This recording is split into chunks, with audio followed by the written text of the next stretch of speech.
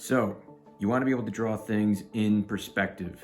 Well, the truth is, it's actually nowhere near as difficult as it might seem. In fact, it's pretty easy once you know these few steps. So this is going to be relating to comics mostly, but you can actually use it for covers or pinups or illustrations, whatever. So let's not waste any more time. Jump right into it and let's go. All right, so pretty much what you want to do is get a triangle tool. I believe that's what it's called. I'm not too up on the terminology or whatever, but it's as simple as this. So what I do is get the triangle tool. This is the actual one that I use, Stedler, whatever, and make sure it's perpendicular with the page, like so. And you're gonna draw your horizon line, and this is gonna be the line where all the points are coming from. And how you find that, I'll talk about that in a minute, but pretty much you've got that, and now this is the simplest way to do it. So let's just say here's the point. We've already found where this is gonna be. But again, I'll jump to that in a second. So from there, now you're going to go vertical with it. Line it up with this part of the page. Okay, and connect with that dot, as you can see. So now that you've got that, and it's not perfectly lined up, but you know, here, just to make it better.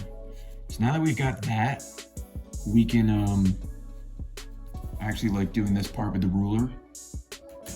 It's a little thinner, so it's just a little bit easier to use. And we're gonna go completely through it. And this is setting up basically our grid that we're gonna work from. And just do enough so that it's not too cluttered, but there's enough there that we have enough points. We have enough lines to work with.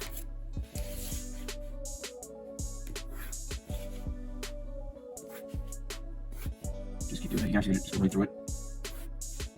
Okay, so now those are perspective lines, I guess. Again, I don't know the terms, but now that you've got that, you're gonna set up all the horizontal lines. Again, line this up with the edge of the paper, and just do this pretty much up and down the page. This is what you do for a panel in a comic book, or if you're drawing a single figure for a cover or something like that. You can use this right here, pretty much. Just set that up. And we can go ahead and add more of these in a minute, or later on if you want. It's just adding enough to know where things are. This is all just set up. Okay, now if you're vertical, draw the up and down lines just to make it simple. Just get those in there. And this is the most basic, simple, but you can do a lot with this. So much.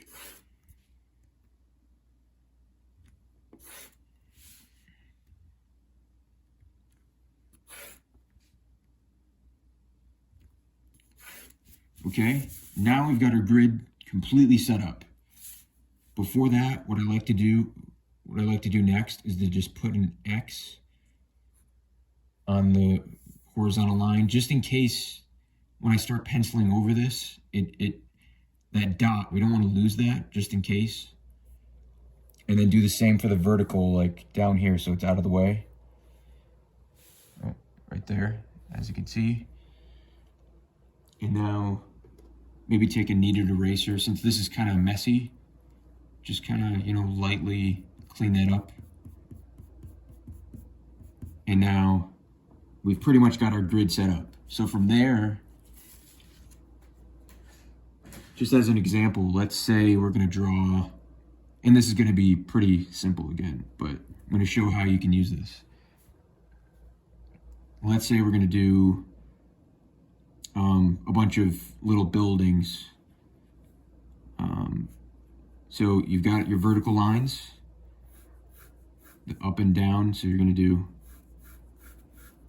like so. And let's just say it's going to meet the ground here. So now we've got this grid set up. You can just follow through with that line. And let's say I'm going to go up here. And that's going to set up, you're just following the guide, following the grid that you've created. And now here's the top of the building. So that's the face of it. Like, let's say this is our street. And I want to throw a few windows on. Same thing. If you want, you can go in and do more vertical lines to help you with it. But we don't necessarily need that. You can just use the grid that's set up. And again, just follow that guide. Maybe add some three-dimensionalness to it. So we're gonna go like that with the horizontal. Boom. Now there's more to the building. Maybe add a door down here. There's the top of the doorway, I should say. Here it is, going in.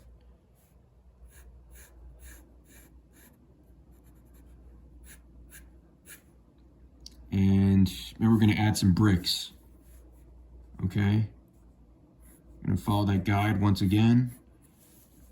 And then this is actually gonna be going, I don't wanna overcomplicate it, but let's say it's gonna dip underneath. And I'm gonna go down and create like a lip here, like a ledge. As you can see, go like this. And throw in some bricks, again, following that guideline. Boom, boom, easy. Now we're gonna go up and down to throw in those bricks. There you have it. And that's just the face. So now let's say we're gonna do the other side. Again, here we go, follow the grid.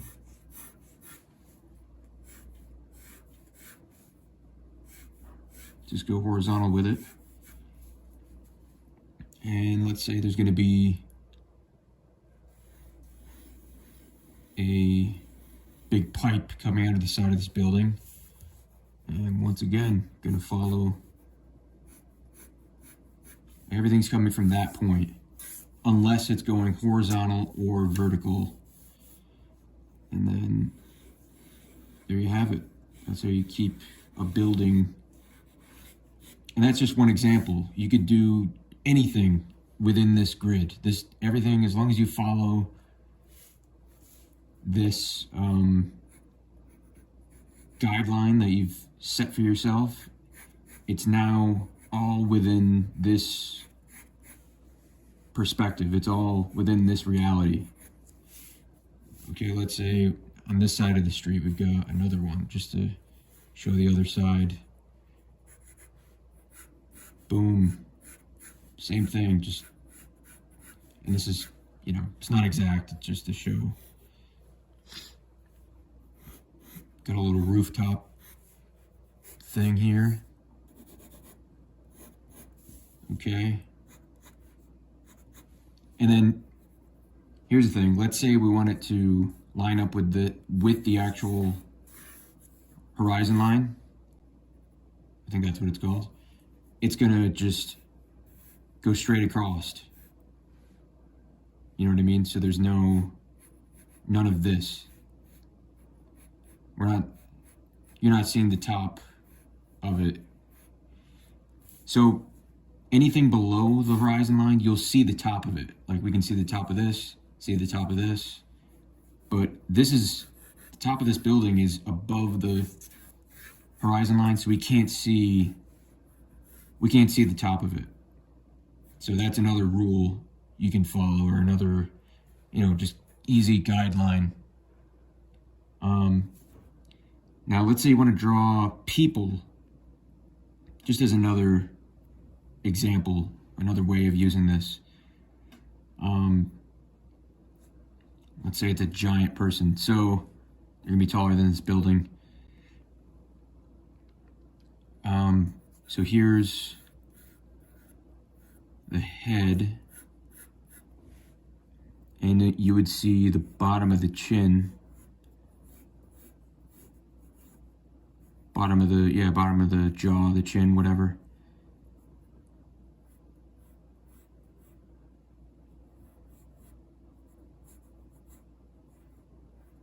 Bottom of the nose, eyes, and then boom, here's the neck. And it's all shapes.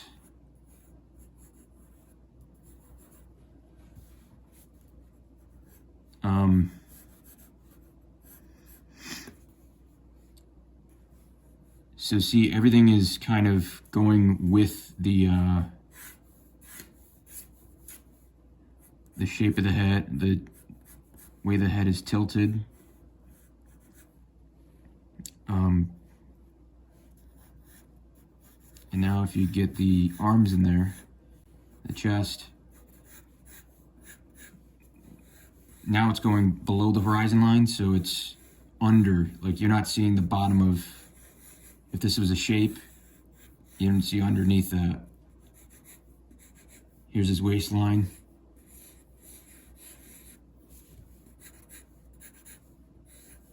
Pelvis. Here's the legs. He's got some shorts. You don't see underneath, but let's say he's got some short sleeves. It's above it, so you see a little bit under that sleeve. So it's that simple. You just follow that simple guideline and you can do a lot with this. Now, let's say you're not sure where to, let's say you're drawing a comic book and, hang on, where'd that go? You're drawing a comic book and you're about to do a new panel, but you're not sure where to set up the perspective. So I always start off, pretty much every panel, I get a scrap sheet of paper like this and usually do it with a pen. This is just a micron. And I just, boom, set up my panel real quick. Doesn't need to be anything crazy. Now let's say most of them, the horizon line is going to be up somewhere up here, because it's kind of like where your eye line is. That's really what you're creating. So I can test it out, and let's say I'm going to put the point more over here. Boom. Now I can test this out and kind of see what this is going to look like, and then quickly fill that in with the vertical, horizontal, and I can, let's say I'm doing a city, I can see if this is making sense, see if it's working out. Maybe I'm like, nah, I don't like that. Let me do a new one. Now let's say that's a little too basic. That's a little too just straight on. Maybe I want to do 2 points. So I'm going to do kind of the same thing. Like, I'm kind of liking that, but I want it a little more dynamic. So you're going to add your horizon line. Boom, here's the point. Now I'm going to do, instead of doing horizontal lines, I'm going to do a second point right here. So I've got everything coming from here. Set this up. And now, instead of doing horizontal lines, I'm going to do everything that would have been horizontal is now coming from this. But I'm not sure about it, so let me test it out on this scrap paper. And then I'm still going to do my vertical. Cool. So now I'm going to do the same city.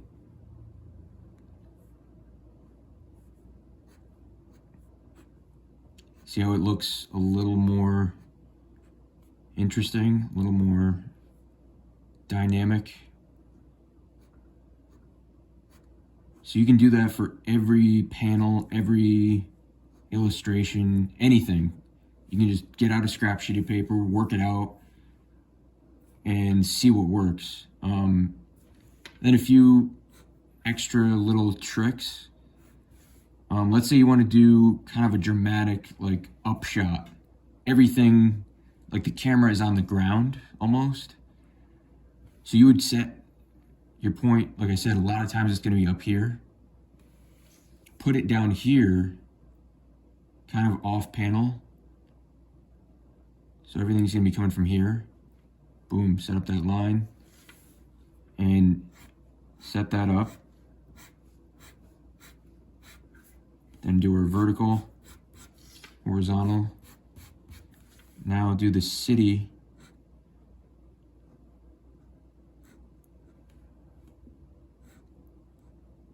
There's the buildings, and it's like the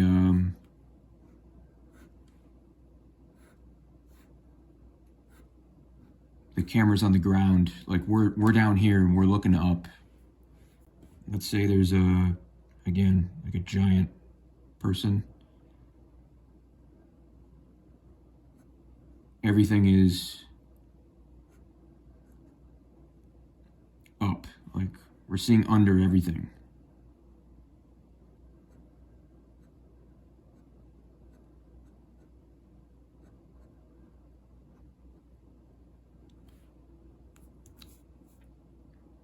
That makes sense?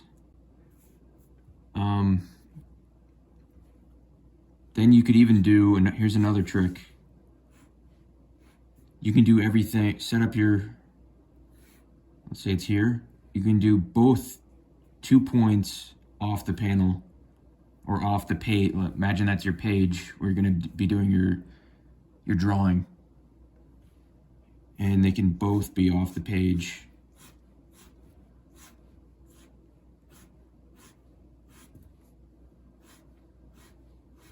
And then, let's say it's a bunch of boxes or something. It's a messy attic. Got some stuff.